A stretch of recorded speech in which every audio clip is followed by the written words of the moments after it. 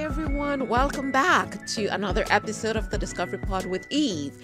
I am Eve Richards. We've got a very special show today, so please make sure you watch this episode on the Discovery Pod with Eve's YouTube channel. I am joined today by my co-host, Tony Blass.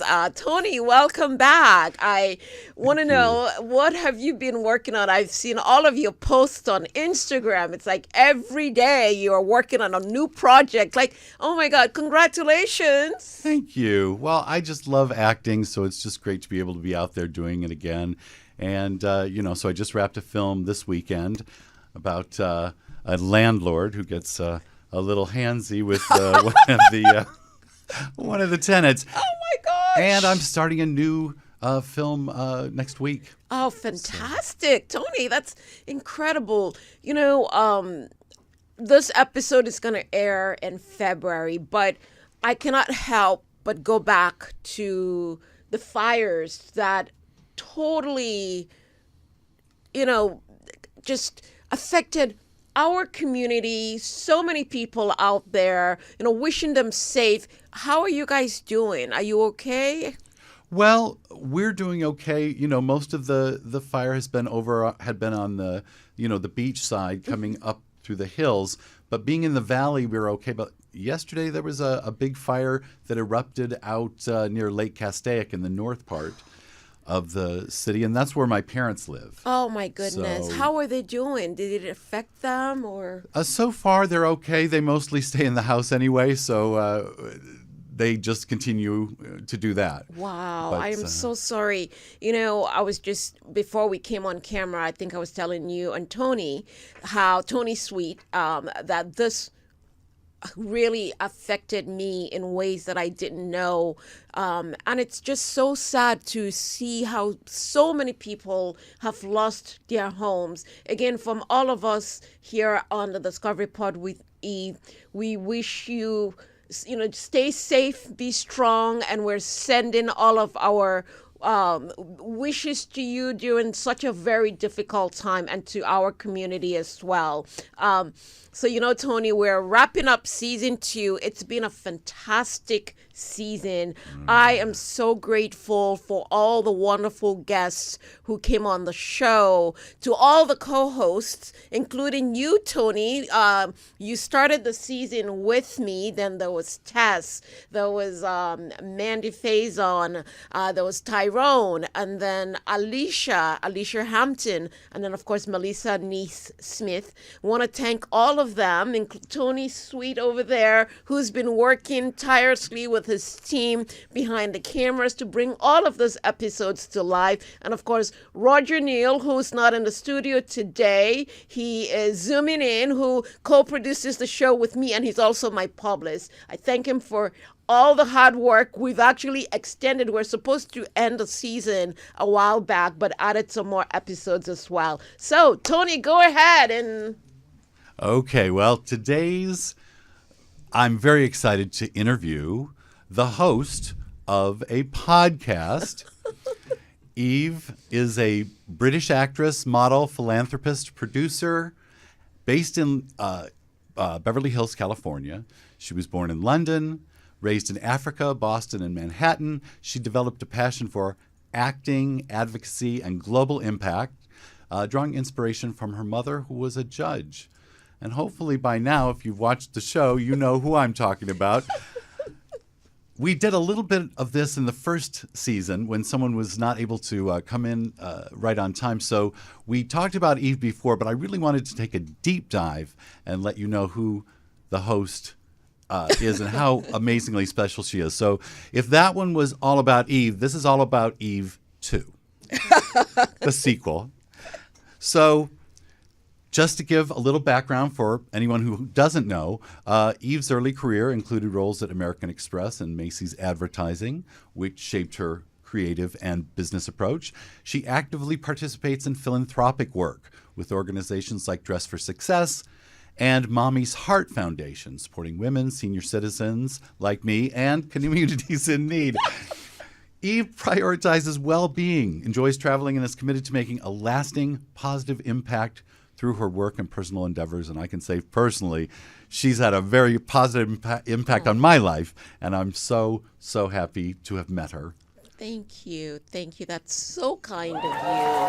Thank you. No, I really just wanted to have you do this interview. As Roger Neal said earlier off camera, that this is Eve, all about Eve, part 2. There's so much that has happened in terms of how I've evolved from when we actually taped that episode way back in February of 2024 to 2025. So thank you so much for doing the interview.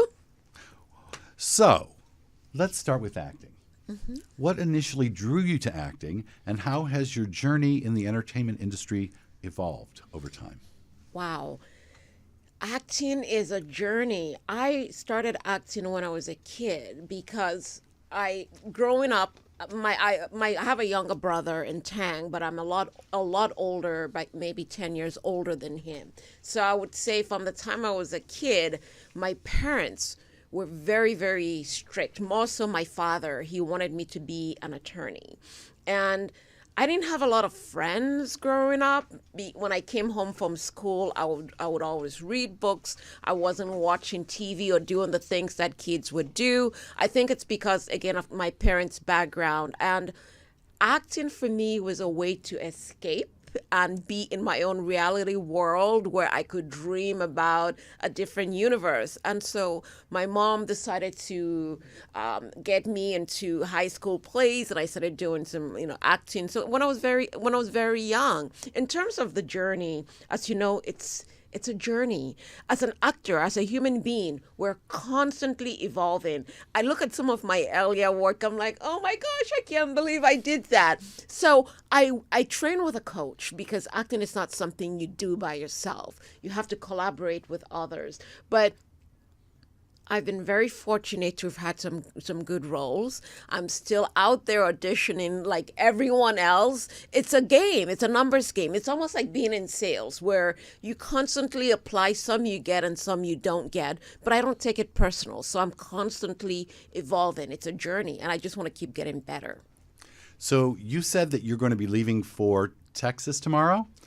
Tonight. Wow. I have a 6:00 flight. Okay. So, and you're doing another episode of Surviving the Cartel? Yes. So tell us about that. I'm surprised to see you doing what might be considered heavies or, bad guys, bad girls, whatever they say. You know what? That's interesting. It is. But my character, Victoria Curry, I'm so grateful to 1265 Films for bringing me back. I really liked the script. My character is someone who is very empathetic.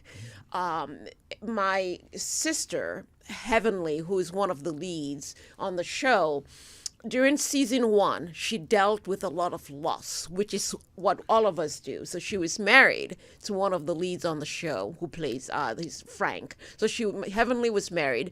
She got divorced. She lost her young daughter. Her daughter died. And so I am that voice of reason. And I thought it was a beautiful character. So they're bringing me back. And who knows what's going to happen. But I thought it was a great role because I'm playing a sister, but I'm more empathetic. She's still dealing with drugs, and so she's in a rehab, and so I'm there to help support her. So I think it's a role that I can channel my inner Eve because it's all about being empathetic and being very sympathetic towards my sister. Okay, so you're not really the villain in this character. No, I'm not the villain. I'm more or less playing something that I feel like I can embody very well. So I'm playing Victoria Curry, who's a great, nice character. But I believe you did play a villain in a film recently, and I wanted to ask you, how do you go about bringing the humanity to make a villain understandable and approachable for the audience? That's a very good question. So I don't know how much I can say about this. It's funny because Roger just sent me the posters for the movie. It's called A Line of Fire. It was produced by David A.R. White, who's the lead actor, and it's got an A-list cast of Cuba Gooding Jr., Katrina Bowden, Jason Patric, Scott Baio, and quite a few. I was very fortunate that I had a role very complex. She was a born killer. and she comes across, it's two different characters that I'm playing, but I worked with Peter Alice, who did season 1 of the podcast.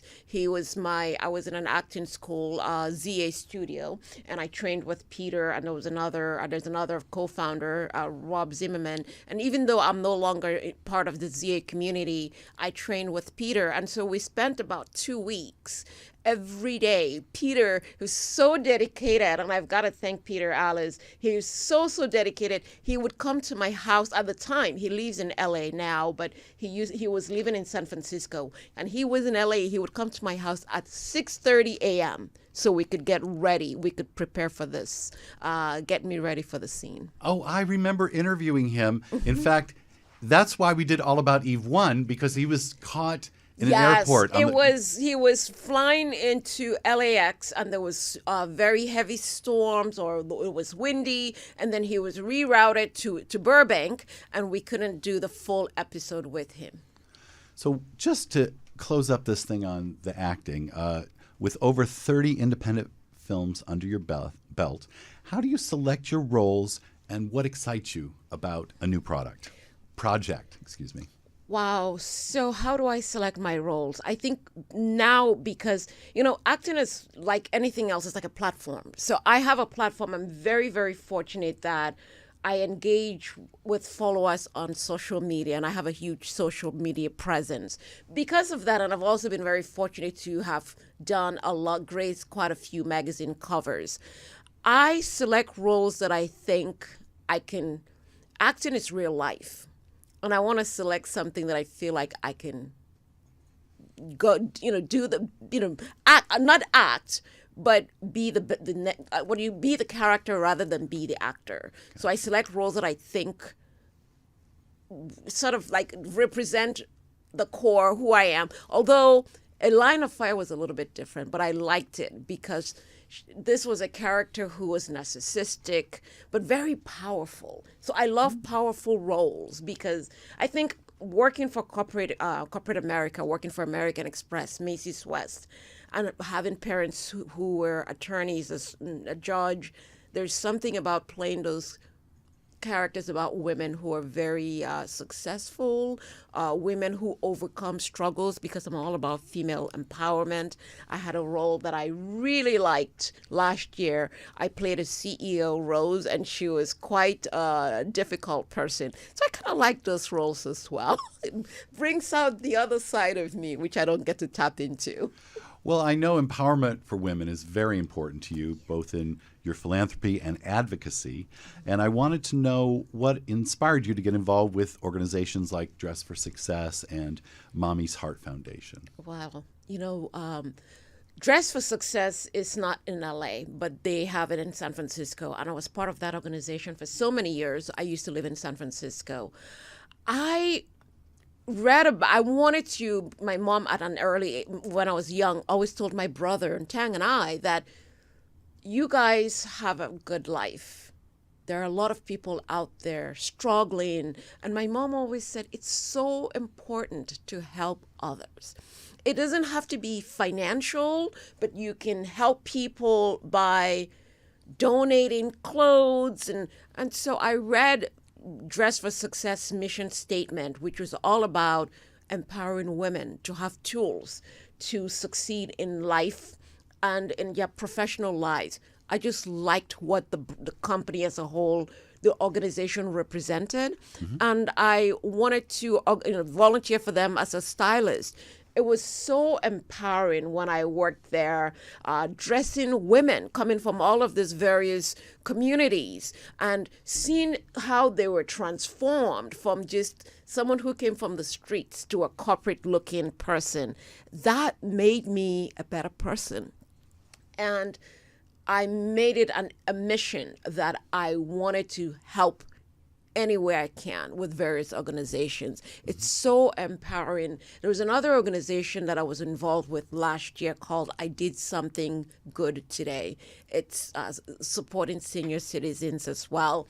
I was helping them more or less on their social media. Kimberly Lewis, she's an amazing woman. So I look for those type of organizations where I could make a little bit of a difference.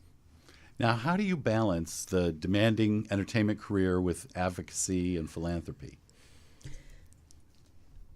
That's a good one in terms of the fact that there's not enough hours in the day, but you prioritize and you see if I'm not acting every day. I'm not reading a script every day, but I try to find a few hours a week to do something that is community related because it makes me feel good. Like when we just had this, with the fires in LA and, going to like last on Sunday, they had something down at the Fire One in Beverly Hills. And I was fortunate to go and just be part of the community, even if it was donating clothes, but it makes you feel like you're doing something good to help others. And in addition to acting, we have the Discovery Pod with Eve. So how has that influenced your personal growth and perspective on life's challenges? We've had such amazing guests, and thank you for being part of this journey. I was looking back where we actually taped the very first interview together. It was with Bran. And then I'm looking at where we are today. This journey, I never knew I would do a podcast. It's not something that I even thought about. I know a lot of folks have podcasts, but I shared from last season how losing my father, I wanted to use my voice. Having the podcast has made me a much better person because we've had such amazing guests who've come here and they've shared their stories. I'll give you an example. In December, we did the last episode on, I don't remember when in December, but it was with an actress, Tanya Newbold, she's a producer, she's a life coach, she's a jewelry designer. But one of the things that people always say to me on Instagram is you always look amazing. So when Tanya did the interview, she talked about postpartum depression. You see her, she's beautiful, she's all of that, and you never know what a person goes through. And so discovering about all of this, very, very successful people that you would never think about what goes on behind the scenes. So it's made me more empathetic, and I'm using this to share more positive content in terms of what I share on Instagram. So I think it's made me more resilient, hearing other people's stories and how they were able to overcome all of the difficulties as well. I know that losing your dad was a very, very impactful, a very difficult experience to have to go through. Yes. And that it led in a way to this podcast and using your voice. How do you think he would think you're doing with your podcast? I ask myself that question all the time. And it's been over a year, and I'm in a much better place where I'm much calmer than I was last season. I know he would be very proud because he was a very proud guy. And he would be like, Eve, even though he would not have said it if he were alive today, like, Eve, I am so proud of all what you're doing. But everything that I do is for my mother and for my father. And I think he was up there in heaven smiling and saying, I knew you could do it. I knew you had it in you, even though you were struggling with all the pain and the grief. But I'm sure he's going to be proud of me and my mother as well. Losing my mom was actually a lot more difficult in the sense that I was so much younger. And my mom was only 52, 53 when she died. So it's been about 20 years when she passed away. But with my dad, it was a little bit different. It was different because my dad had someone who was supposed to be his life partner. And when my dad needed this woman the most, she was not there. My dad got admitted in the hospital. No one knew he was going to die, but she did not go see my father. So it was all of those things that made me very sad for him. I was bleeding for him. This woman, and my dad felt, after my mom died, my relationship with my father changed drastically. My mother was that person who was the voice of reason, and we maintained that very good relationship. I was very close to my parents, so my relationship with my father changed over the years after my mom passed away, because this woman came in and she looked at me as someone that my dad had too much influence over. So she did everything possible to ensure that my relationship with my father changed. So it's not so much regret, but it was very difficult for not just me, but my dad's sisters who are all in Boston. Because one person came and the family dynamic changed. But another thing before closing this out is when my dad was passing away, he realized that everything that his sisters and me had told him about this woman was true. So that's why there was so much pain. Yeah. So you have a bunch of upcoming projects this year, and I would like to see if, I know you have to be careful about what you talk about, but could you give us a sneak peek into your upcoming book and companion docufilm? So I'm very, very fortunate to partner with a screenwriter who's called Tony Marinozzi. I've done all of the writing, and so now, but we're going to use he's going to do some of the writing as well. We have different titles. We're hoping the book gets published in June. It's about, it has themes of betrayal, forgiveness, acceptance, grieving. So those are the core themes of the books. It's somewhat of a self-help book, lessons learned from my parents, but with the caveat that my parents got divorced.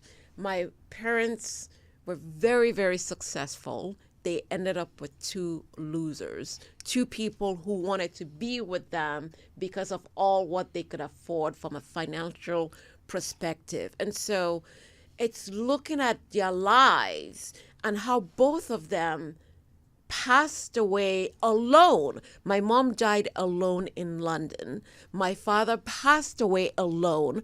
And it's more or less, if I had to envision, picturing both of them in heaven, holding hands and watching over my brother and I. And so it's lessons that other people could learn. Mm-hmm. Was divorce the right thing? Should they have stayed together? They were influenced by others because they were focusing on careers rather than focusing on themselves. And those two people came into their lives and became very disruptive. They were both very, very, very lonely. So my book is about sharing those learnings from my parents. Betrayal, forgiveness, acceptance. It's a human story with the layers. And so the docufilm is also based on that as well. Now, do you have to go through, do you have any concerns? Do you feel any risk in telling such personal stories publicly? I'm doing this, so I want to honor my parents because I had a very good life. My father was a wonderful man. My mother was a wonderful woman, but they made mistakes in their lives, and it's lessons that others could learn from. There are different books out there, but I'm sharing my story, but in a way that my parents would feel proud. I'm looking at it from a totally different perspective. Did they really have to get divorced? So those are the questions that I'm like, if they had stayed together, maybe they would have been alive. So there's a lot of different unknowns that I'm using this more from an educational perspective to educate others. So it's not so much about telling every. I think that my parents would be proud because I always think about how much do you want to share, and I'm sharing things that I feel my father and my mom would be proud because my dad was very personal. He did not like a lot of things put out there.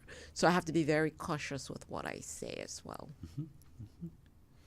So what can fans expect from your role in A Line of Fire, and how does it differ from your previous work? It's very different. It's different in the sense that I'm playing a narcissistic character, a woman who is very, very, very powerful without saying too much. But I can say that she has a Cuban father who passed away, who's an ambassador. And so I have two different characters, but I'm not going to say much. So fans just have to stay tuned for when, we start, promoting the movie. But it's different from what I've played because, again, she's a narcissistic, she's a born killer. So you would think, wow, okay, and it's funny because the director, Matt Shapiro, liked my hair as is, but of course, I'm playing two totally different characters, so it'll be interesting to see. I think fans would like it. Okay. Now, did you use some of your feelings about your father's passing in the character?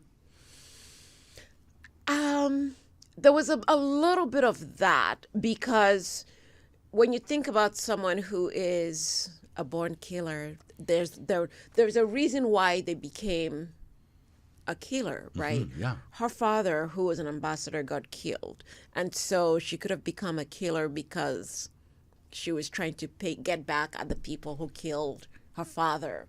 And so there was that. I had to tap into that emotional in terms of how it felt losing my father, and there was some rawness there. But what I remember mostly is on the days that we were filming in Calabasas last summer, it was 110 degrees, and on the very first day in Calabasas, I was wearing a suit.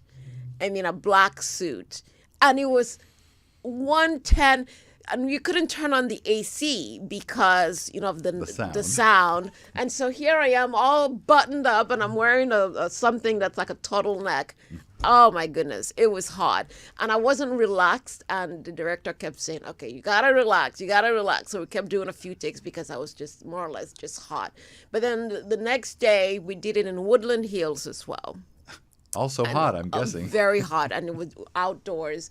But because it was very, very hot, but it was good. It was a great project to be a part of. I am excited to get to see when it comes out, and hopefully you can attend the premiere. It'll be good to see you there supporting. I can't wait. I've got to see this because I'm really, really curious to see how you portray a killer. Now, I know you're not a killer, right, Eve? I'm not a killer. But somehow you have to create a character where it could be, you believably could be. Well, thanks to Peter Alice. Peter Alice, there again, my coach. We worked for over 2 weeks, and he would come to my house. He was, in LA. He would come to my place at 6:30 a.m. He's like, "Eve, are you ready?" Talk about dedication. Thank you, Peter. Well, that would make me want to kill somebody if they came over at 6:30 in the morning. But of course, and one of the things that is even though Peter was helping coach me, the director had his own vision in terms of what he wanted for the character. So Peter helped get me ready for the role, and then when I got on set, the director sort of redirected and coached me as well. Eve, I think this is how I want it. So I worked with the director. He had a different vision. Okay, so that reminds me of when Marilyn Monroe was doing a very serious role, Bus Stop, and obviously she had a director, but she also had an acting coach, Stella Adler, on set helping her. And so how do you balance what your acting coach tells you and what your director tells you? I was prepared because Peter was like, "Well, what we're doing here, just be prepared. And when you go on set, the director might want something completely different." So I was mentally prepared that even though this was how I had envisioned the character, and I had all these different wardrobe outfits that I thought would be good for the character, but the director had a totally different concept. And so all the wardrobe outfits that I had, he was like, "Nope, let's scrap that." And so you go with, and Peter himself said it, go with what the director recommends. I'm just your coach, but the director, he's directing, so it's his vision. I got you. So the coach helps you with preparation, but the director actually has the more authority on the performance. Of course, because you're just working with a coach who's there to coach you, but then when you're on set, you're listening to the director. It doesn't surprise me at all. You always come on set in an extremely prepared Oh, way. thank you. The few times I've gotten to work with you, I've noticed Quite that. a few times. Quite a few times now, yeah. And you're one of those people who always has a lot of preparation, but also, like you're saying, flexibility in how you could approach it based on what the director wants. Yeah, it's because it's not my project. I'm just there as it's like anything that you work on. You've got to be flexible. You're collaborating, and it's the director is the director and the producer. It's their vision, right? So I'm just talent, but he was very, very. I got to give him Matt Shapiro. I got to give him a lot of thanks and kudos. Hey Matt, if you get to watch this, thank you, because when the part was written, it was written for a guy, not a woman. What? I'm sharing some behind the scenes tips. Wow. Okay. Yes, It's hard to imagine a man playing a role that you could play, but hey, you know. No, seriously, it was written for with the notion that role was going to be a man. Wow. Somehow. My PR manager back there was able to say, hey, I think Eve is going to be, Roger Neal was like, I think Eve is going to be good in this one. I see her playing this role. And it was rewritten to accommodate me. And I read the script with Peter Alice together. We kept reading. And a lot of the script, because it was written for a man, did not work. Wow. And so I revised it with Peter's and went to Matt, sent him email, and he took a lot and incorporated all of my recommendations into the script. Nice. Like, wow. Okay. It was amazing. Even with the idea of me having a Cuban father, he incorporated that to make the story, the character richer. So nice. I was very fortunate. So in addition to philanthropy and advocacy and acting and the podcast, you're also speaking this year at the Global Women's United Power Summit. What key points will you be addressing regarding visionary leadership and global change? Yeah, that's a very good question. So I haven't even thought about it yet because I've been so busy focusing on others. When they approached me, I thought, again, it's anything supporting women is something that I'm all about, empowering women. But just top of mind, I think my goal is to go out and spread the message of empowerment, regardless of where a person is, whether you're in India, whether you're in Africa. We all have stories to share that can help someone else. And another reason too that I wanted to do this was I had an interview with a guy, Sheriff, who does a podcast, and he interviewed me a while back. And he's originally from Egypt, but I think he lives in Costa Rica, one of those places. The key questions that he kept asking, Eve, tell my audience, how does someone become an actor? How does someone get into the industry? So I'm using my experiences and how I've been able to deal with resiliency to empower these women. And so that's the focus, where we all have different businesses, but I think the core message would be the same in terms of, that resiliency that I believe we all need. And mine as well is surrounding yourselves with people who uplift, who motivate you, because there are times when people have a dream and someone tells them, I don't think you're going to be able to achieve that. And I would tell people, that crowd, never give up. Just keep going, regardless of all the challenges, because you just never know. There's got to be that one person who might see you and believe in you. So it would be a speech about empowering others and focusing on how people can grow amidst all the various challenges in the world. We're going through some challenges globally as well. But I think when people surround themselves with the right people, having mentors, I think is very helpful as well. So that's some of the key points that I think I'm going to focus on. Okay. So with all of these things that you're doing, how do you maintain your personal sense of balance and well-being? I talk about that a lot. I use my platform, Instagram, and all the various platforms that I have, because a lot of people had reached out to me several months back on Instagram and said, well, you always look flawless. And I said to them, I thanked them, but the reality is it's hard. It's hard work. Just before we came on camera, I was sharing with you and Tony Sweet how I was very sick. I did not realize that I got sick because the impact of the fires was so devastating and it impacted my health in ways that I did not even know. I exercise consistently every single day. I eat very clean. I do meditation. I do acupuncture, the mindfulness meditation, all of the things that I would think would help keep me mentally zen.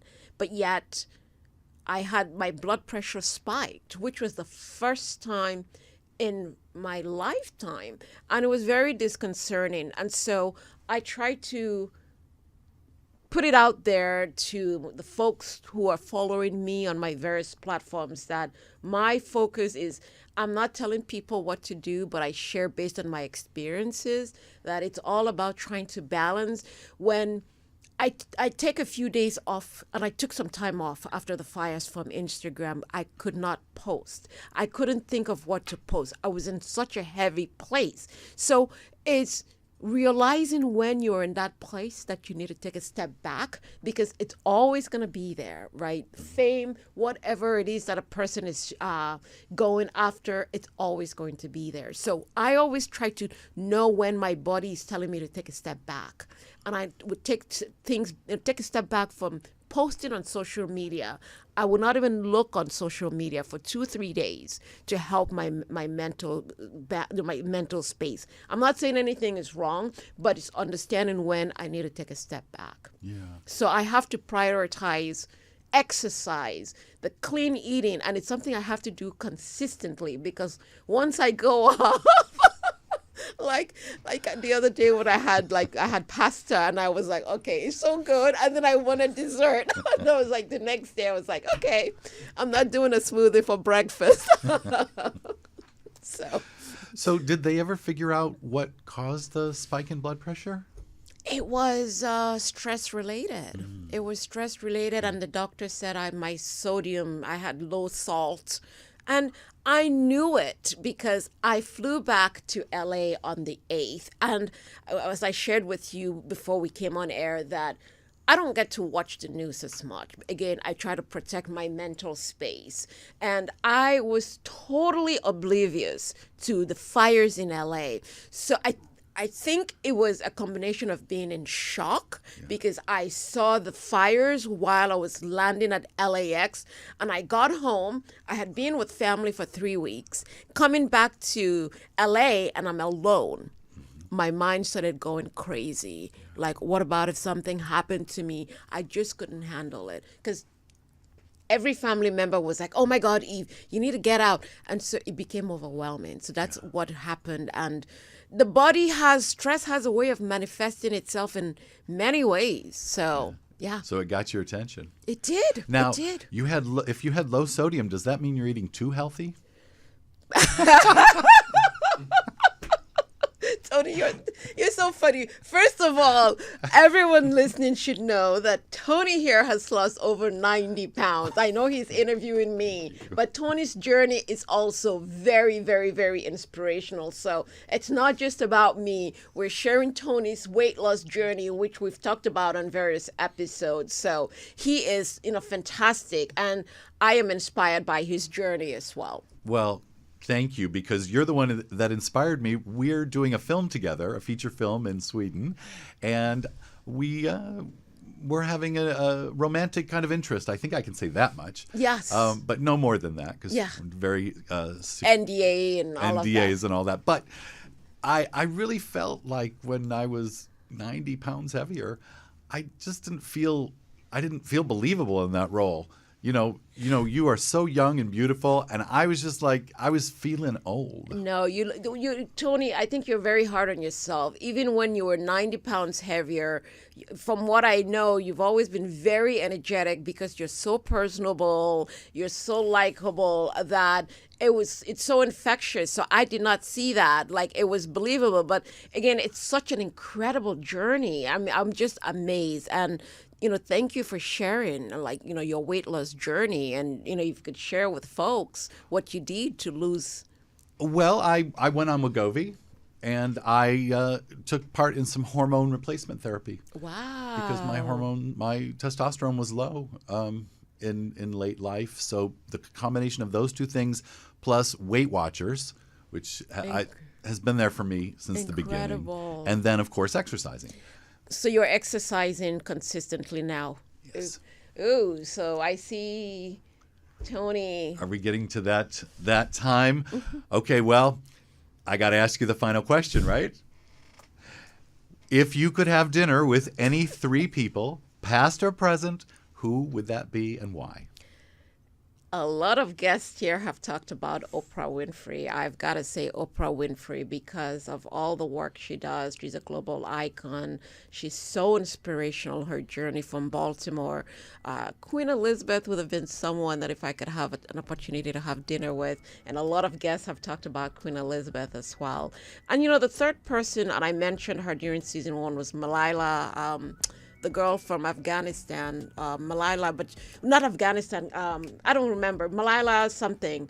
She's the girl. The Taliban's sort of almost killed her when she was very young. Malala something. But her story, her journey of resiliency, is one that I find very, very inspiring. So those would be my guesses. That's great. Yeah. Well, I find you very, very inspiring, and I know that everybody out there is really better for having you in the world. Oh, thank you so much. And ladies and gentlemen, thank you. I want to thank Tony Blass for doing this interview. Obviously, this episode is actually going to premiere on February 27th. My birthday is February 26th. So it's my birthday episode, which would go live on February 27th. Thank you, Tony Sweet, so much for all the work he's done behind the scenes. Roger Neal, who's not in studio today, but I think this is the final episode that we're taping in the studio. Season 3 comes back in the fall. So everyone, thank you for supporting us. Thank you for watching. I hope you've enjoyed each and every episode. So please watch this on the Discovery Pod with Eve's YouTube channel. We're available every Thursday at 12 p.m. Pacific time. You never know who is going to stop by. Until then, thanks again for joining us. And thank you, Tony Blass. Thanks, everyone. See you soon. Thank you. Wow.